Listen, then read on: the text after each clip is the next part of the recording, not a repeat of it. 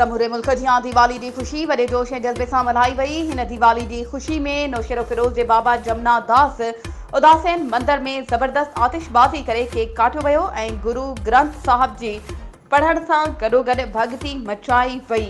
उन मौके ते गादी नशीन साईं रामदास साहिब चयो त ॾियारी जो त्योहार रामचंद्र के जन्म खां बि घणो अॻे जो ॾींहुं आहे, जेको हिन महिल ताईं मल्हायो पियो वञे। इहो ॾींहुं लक्ष्मी देवी ऐं विष्णु भॻवान की शादी जो ॾींहुं आहे।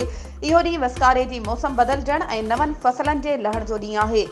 हुन ॿुधायो त ॾियारी जे ॾींहुं ॿाझर या जूअर जा काना खणी उन्हनि जे हिक पासे कपिड़ो ॿधी उन ते तेल हारे ॿारे हथनि में खणी चयो वेंदो आहे। ॾियारी हिक क़दीमी रस्म आहे जेका न सिर्फ़ हिंदुनि जो त्योहार आहे पर दुनिया के आम पोरियत हारी मज़दूर ऐं आलम इंसानियत के मौसम बदिलजण जो त्योहार आहे।